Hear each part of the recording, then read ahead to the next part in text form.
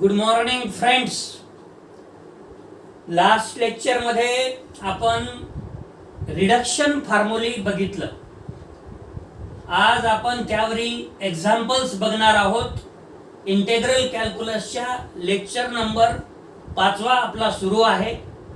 Example 1 on page number 55. काय आहे हो example? Establish A reduction formula for integral x raised to n e to the power ax into dx and apply it to evaluate integral x cube e to the power ax dx.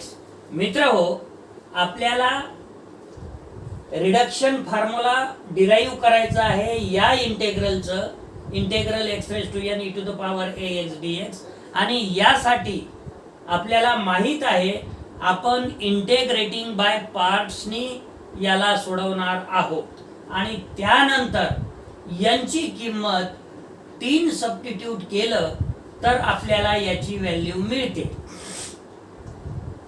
बघू मग आता solution. We have integral x raised to n e to the power ax dx. मित्र हो, 12th स्टँडर्डला आपण एक rule शिकलेलो आहे. कोणता रूल? LIATE. L म्हणजे लॉगारिथम, I म्हणजे इन्व्हर्स, T म्हणजे ट्रिग्नॉमेट्री, A म्हणजे अल्जेब्रिक आणि E म्हणजे एक्सपोनेन्शियल. LIATE अशा पद्धतीचा जो रूल आहे त्या रूल प्रमाणे यामध्ये x raised to n हे फर्स्ट फंक्शन घ्यावं लागेल आणि e to the power ax म्हणजे एक्सपोनेन्शियलची टर्म ही आपल्याला सेकंड फंक्शन म्हणून ट्रीट करावं लागेल. मग फॉर्म्युला काय आहे हो इंटेग्रेटिंग बाय पार्टचा?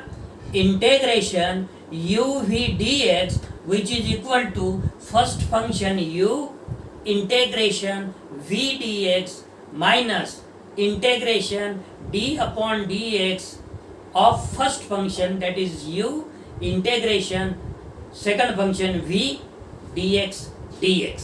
मग मित्र हो, बघा आता सोल्युशन मध्ये we have integral x raised to n e to the power ax dx. Integrating by parts comma we get integration x to the power n e to the power ax dx which is equal to first function x to the power n.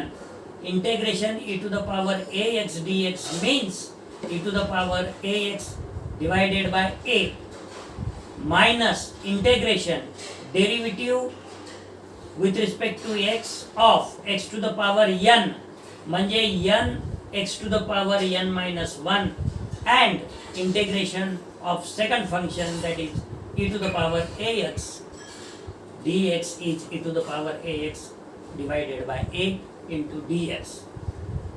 So which is equal to x to the power n e to the power ax divided by a minus this n divided by a taken out before the integration minus n upon a integration x to the power n minus 1 into e to the power ax dx. याला equation number 1 मला, याला equation number 1 म्हणा.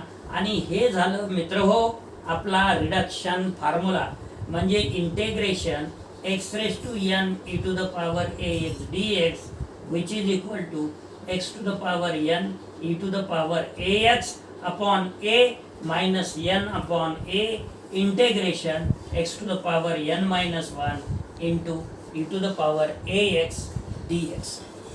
या reduction फॉर्म्युल्यामध्ये आपण जर n is equal to 1 2 3 substitute केलं सक्सेसिव्हली तर आपल्याला काय मिळते हे बघायचं आहे आपल्याला. कारण इव्हॅल्युएट करायचं आहे integral x raised to 3 e to the power ax dx. म्हणजे आपल्याला इथं जर 3 व्हॅल्यू ठेवली तर इथे अजून 2 येईल. या इंटेग्रेशनला सोडवावं लागेल. मग याला सोडवल्यानंतर नंतर अजून 1 येईल, त्याला सोडवावं लागेल.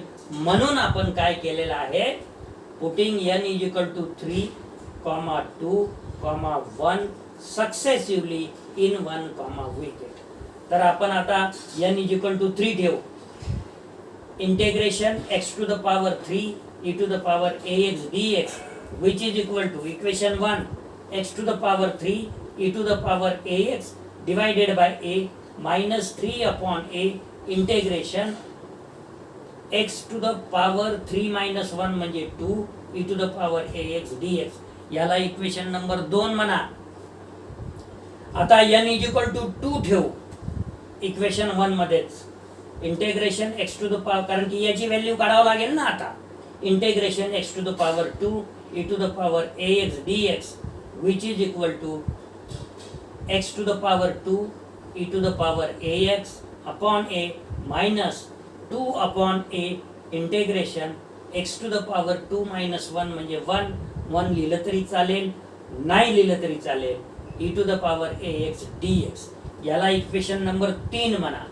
आणि लास्टली आपल्याला n is equal to 1 substitute करायचं आहे इक्वेशन 1 मध्ये.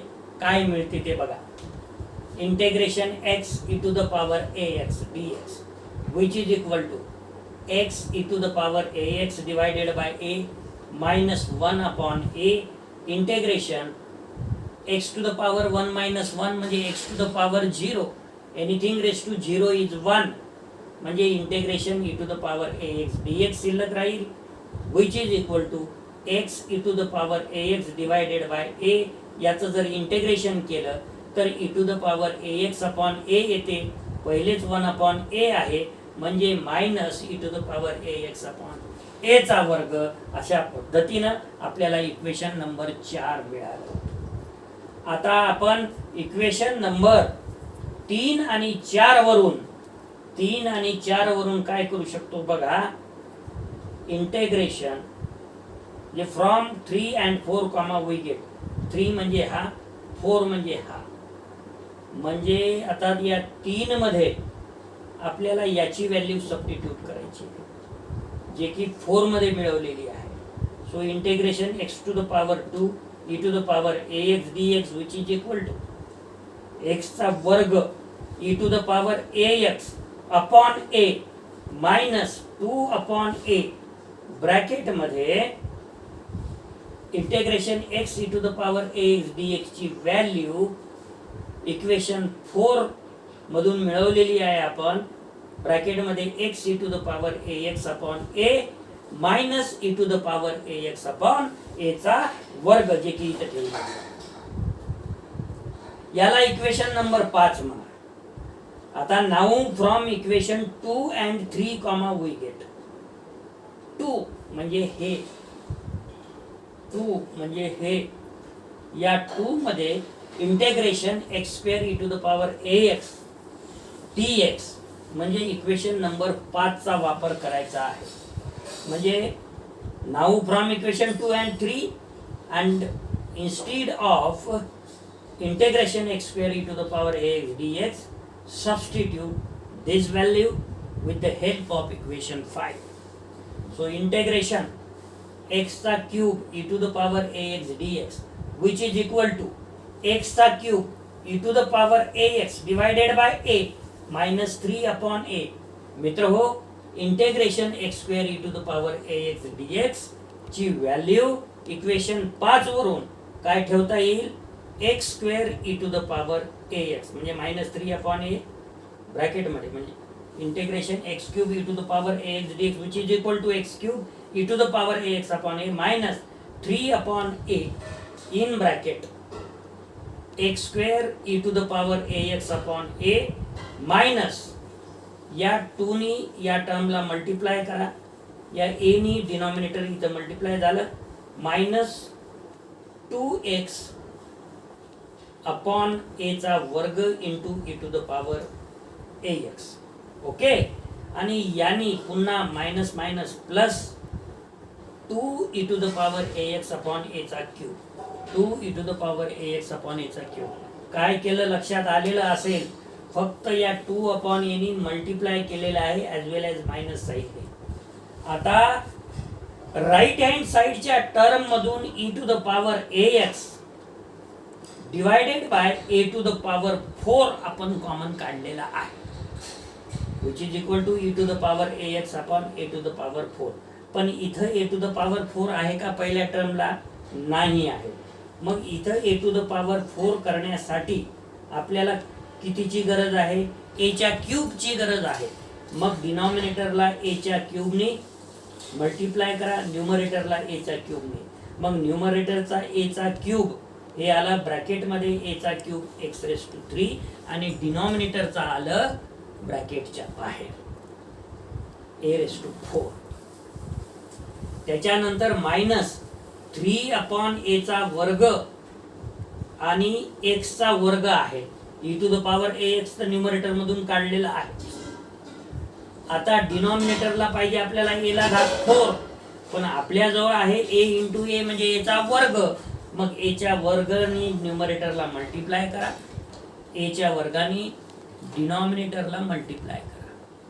मग डिनॉमिनेटरचा हा ए चा वर्ग आणि मल्टिप्लाय केल्याचा वर्ग म्हणजे ए रेस टू 4 बाहेर आला आणि मायनस 3 ए चा वर्ग एक्स चा वर्ग अशी तुम्हाला टर्म मिळाली. आता इथं बघा मायनस मायनस प्लस 3 दोन्ही 6 ए चा क्यूब, पण आपल्याला पाहिजे ए ला घात 4. मग मग एक ए ची गरज आहे म्हणून ए न मल्टिप्लाय करा, ए न डिवाइड करा. डिवाइड केलेला ए रेस टू 4 इकडे बाहेर आला. पहिले ए क्यूब होतं आणि ए न मल्टिप्लाय केल्याच्या नंतर आणि न्यूमरेटरचा ए म्हणजे प्लस 6ax आणि शेवटी मायनस 3 इंटू 2 म्हणजे minus 6 divided by a into a चा क्यूब म्हणजे ए ला घात 6 e to the power a x, e to the power a x upon a to the power 4. तर शेवटची term minus 6. Hence integral x raised to 3 e to the power ax dx which is equal to e to the power ax divided by a raised to 4 in bracket a चा cube x चा cube minus 3a चा वर्ग x चा वर्ग plus 6ax minus 6. Next example 2 on page number 55. Obtain a reduction formula for integral x to the power m into sin nx dx. मित्र हो, पुन्हा आपल्याला इंटिग्रेटिंग बाय पार्ट्स यूज करायचा आहे.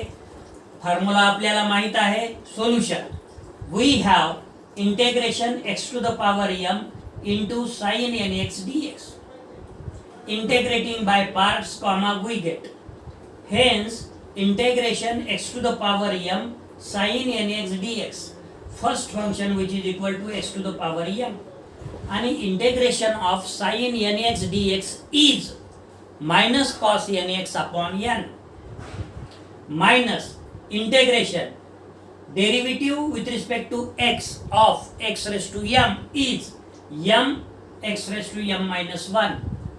And again integration sin nx dx is minus cos nx upon n into dx, which is equal to minus x raised to m cos nx upon n plus minus हा आणि हा minus plus हा m आणि डिनॉमिनेटरचा m upon n integration x to the power m minus 1 into cos nx dx. पुन्हा एक वेळा integrating by parts आपल्याला वापरायचा आहे. So which is equal to minus x to the power m cos nx upon n plus m upon n in bracket first function x to the power m minus 1 into integration of cos nx dx is sin nx upon n minus derivative of x to the power m minus 1 with respect to x m minus 1 into x to the power m minus 2 into integration of cos nx dx is sin nx upon n dx.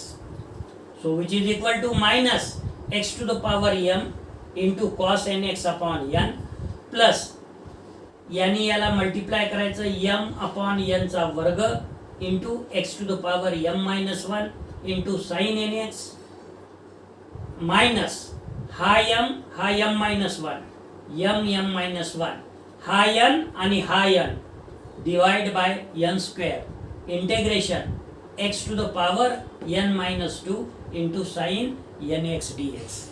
आणि मग hence तुम्हाला आता हे formula लक्षात ठेवायचा आहे. काय?